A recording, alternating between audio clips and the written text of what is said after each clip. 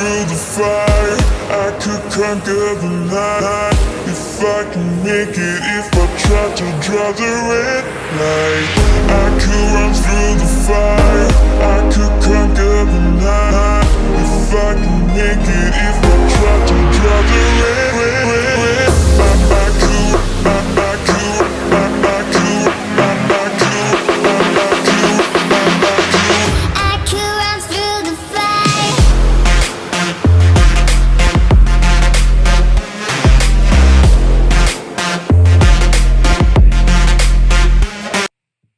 What's up, everyone? I think the last time I posted a video was the shoulder one, probably about a week ago. So I just wanted to hop on here and kind of give you a rundown of what I did. A couple days ago, I posted on my Instagram the leg day video. I decided to switch it up, decided to start doing more of the heavier compound movements earlier in the workout and not do the normal like pre-exhaustion where I'll do the leg extensions and leg curls prior to working out. I actually kind of liked it. I think I'm going to do this this kind of routine for a little bit longer. I felt stronger with the heavier lifts. And the way I warm up is as opposed to just jumping into it with like extensions and curls. Obviously, you want to do a lot of like, if you have the time, I mean, you should have the time to make sure you do some mobility work, foam roll, stuff like that. You could even do like dynamic stretching before you do your workouts. You want to make sure, especially as you get older, you want to make sure your muscles are primed and ready to go and they're firing, because obviously you don't want to injure yourself, because that's going to set you back in whatever your goals are, whether it's longevity, whether you're trying to make gains, whatever the case may be. So anyways, what I like to do to warm up, essentially I'll just start like I started with squats, and I'll just start with the 45-pound, just the barbell by itself. I'll do anywhere between, 20 to 25 reps, just kind of opening up the hips, getting the feel for the movement without having, obviously, the load on there, and just getting comfortable, getting the blood flowing. So I'll start with that, and then I'll work my way up to what I like to call working sets, what are like the hard sets in your workout.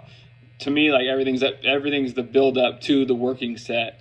So I'll start off with 135, again, just kind of warming up, getting the feel for the movement, and I'll do anywhere between 12 to 15 reps, and this all just based off of whatever your whatever your specific weight targets are. So don't base it off of what I'm doing. You might load a 25 pound weight on, or a 10 pound, or maybe you can go heavier. It just kind of depends on your percentages and what you're normally used to lifting. You obviously want to go in like you want to use progressive overload. So over time, you want to be loading more weight onto the bar without sacrificing form. And that's what's going to help you make those, the muscle gains and stuff like that. So, like I said, I started with the barbell, then I jump into the 135, and then I'll throw like 25 pounds on each side. I think that's like 185, not the best with math. And then I'll do 225, and then I'll like do my working sets at either 275, or sometimes I'll do 315, which is essentially 3 45-pound plates on each side. I don't like to go super heavy. That's just my personal preference.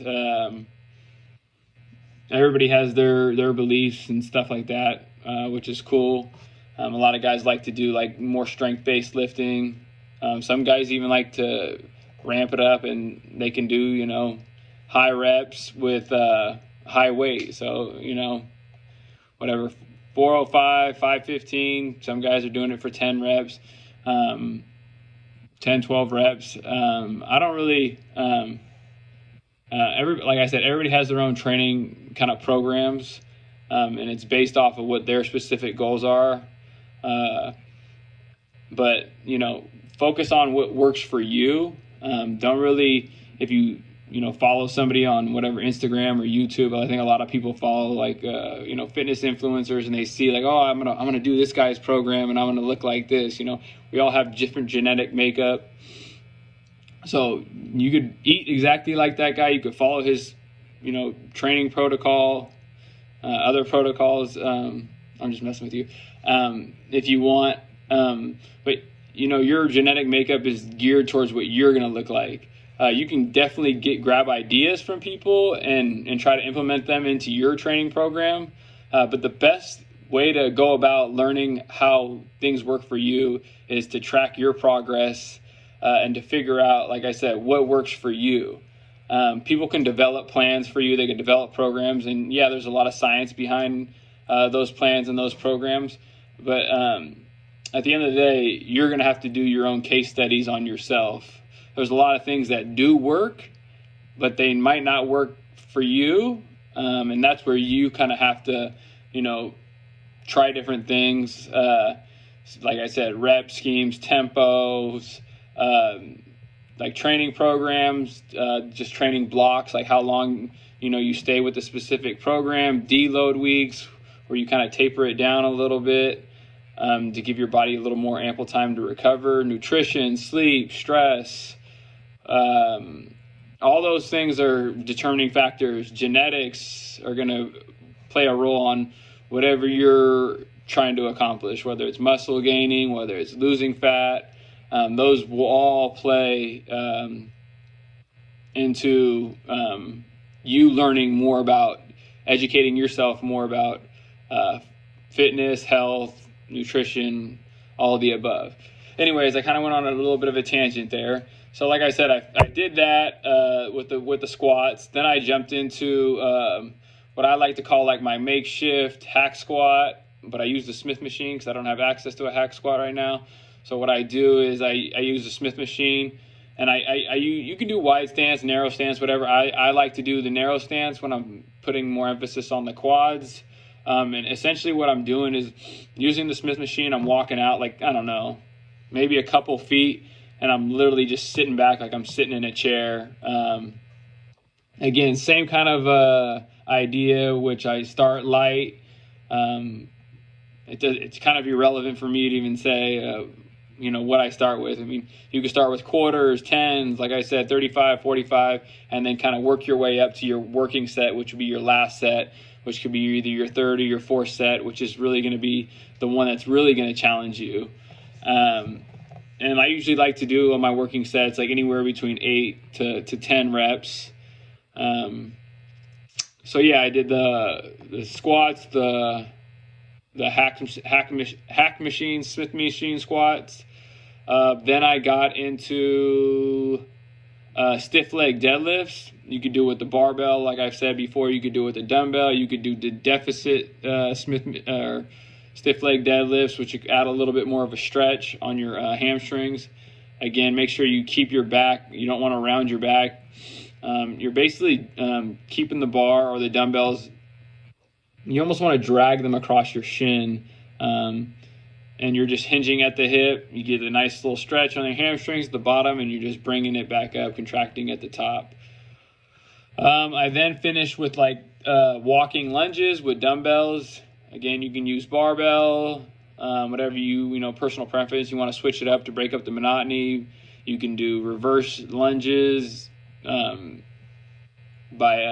like static ones, like you don't have to even move. The standing or the walking dumbbell lunges, they were towards the end, they were kind of an ass kicker for me. It really challenged me towards the end. I think I used like 45-pound dumbbells. You'll see it in the video. I don't remember off the top of my head.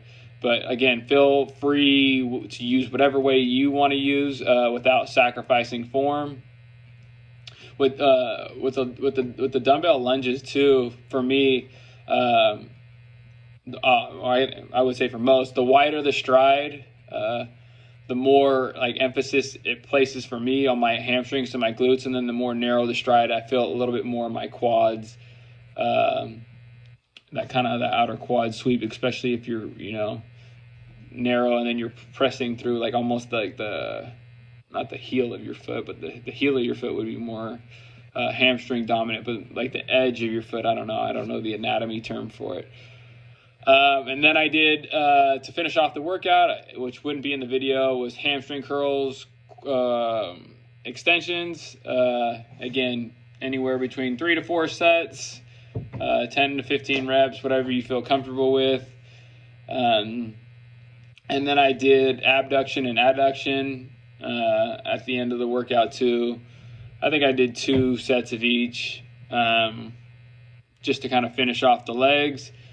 And then a thing I have been neglecting, which they're pretty stubborn to grow, is calf raises. I'll usually do the sitting ones, which will work more of the soleus muscle, and then standing calf raises, I also do those. Sometimes I don't have access to the calf raise, standing calf raise machine right now, but I'll just use, like I'll put some plates on the ground and I'll use the Smith machine and do some weighted calf raises that way. Anyways, the video went on a little bit long, 10 minutes. I don't know if you all get all the way through this, but if you do, I appreciate it. Subscribe, comment,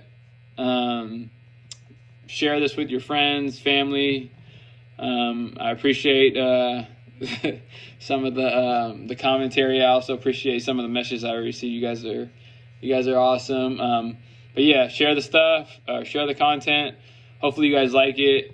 I know I need to make it maybe a little bit more entertaining for you guys. I'll try to figure something out. But I appreciate you guys watching, and I'll catch you on the next video. All right, peace.